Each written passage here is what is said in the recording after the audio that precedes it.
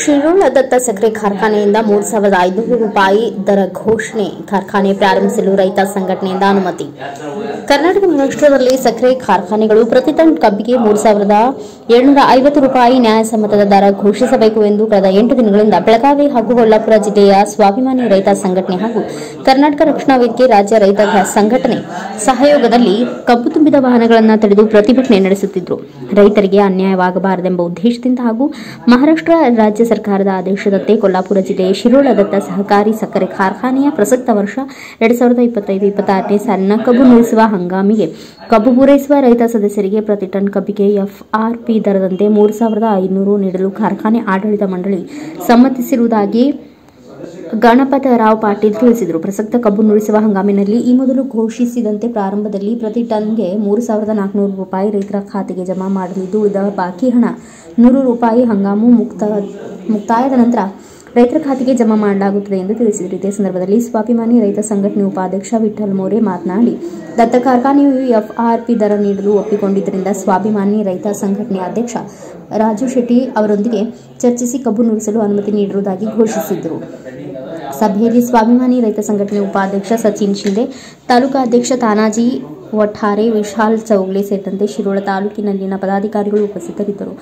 श्री दत्त शेतकरी सहकारी साखर कारखाना शिरोळ यांनी काल जे परिपत्र काढलं होतं 3,477 रुपयाचं, 3,400 रुपये देणार आणि 77 रुपये नंतर देणार, हे ज्यावेळी आमच्या हातामध्ये परिपत्रक आलं त्यावेळी आम्ही आज सकाळी सर्व कार्यकर्त्याशी चर्चा करून आम्ही यामध्ये मीटिंग घेतली आणि त्याला आम्ही आमचा विरोध दर्शवला.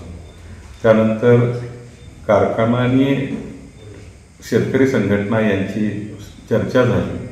या चर्चेमध्ये दत्त कारखान्याने 3,500 रुपये देण्याचं मान्य केलं. आत्ता 3,400 आणि कारखाना संपतात 100 रुपये असा सर्वसमावेशक असा तोडगा या ठिकाणी आपण काढलेला आहे. दत्त कारखान्याला चालू करण्यासाठी स्वाभिमानी शेतकरी संघटनेनं यामध्ये मान्यता दिली आहे. ही सर्व चर्चा राजू शेट्टी साहेबांच्या बरोबर आम्ही चर्चा केली आणि त्यानंतर आम्ही हा निर्णय घेतलेला आहे आणि हा निर्णय आम्हाला मान्य आहे. ज्या कारखान्याने 3,400 रुपयेच्या आत त्यांची एफआरपी बसते त्या कारखान्याने 3,500 रुपये दर द्यावा आणि ज्यांची एफआरपी 3,400च्या वरती बसते त्यांनी त्या एफआरपी आधी 100 रुपये द्यावेत अशी स्वाभिमानी शेतकरी संघटनेनं ठरवलेलं आहे. आणि जे कारखाने 3,500 रुपये देणार नाही, त्यांची एफआरपी 3,400च्या आत आहे, त्या कारखान्यांना मात्र आम्ही त्यांची वाहनं अडवणार आणि तो तोडगा निघेपर्यंत आमचं हे आंदोलन असंच चालू राहणार. दत्त कारखान्यापुरतं आमचं हे आंदोलन संपलेलं आहे. त्या ठिकाणी आम्ही सर्व स्वाभिमानी शेतकरी संघटनेचे कार्यकर्ते साहेबांची चर्चा करून आपण हा निर्णय. आणि यावेळी स्वाभिमानी शेतकरी संघटनेनं हा निर्णय घेत असताना शिरोळ गावामधील जे काही गरजवंत शेतकरी म्हणून जे एक चळवळ उभी राहिली त्यातील काही प्रमुख मुलांशी चर्चा करून हा मी निर्णय घेतलेला आहे.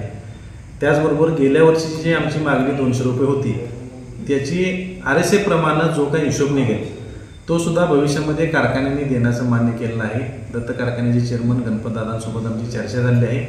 RSA प्रमाणे निघणारी सुद्धा काही रक्कम असेल तर ती शेतकऱ्यांच्या खात्यामध्ये वर्ग करण्याची त्यांची तयारी आहे.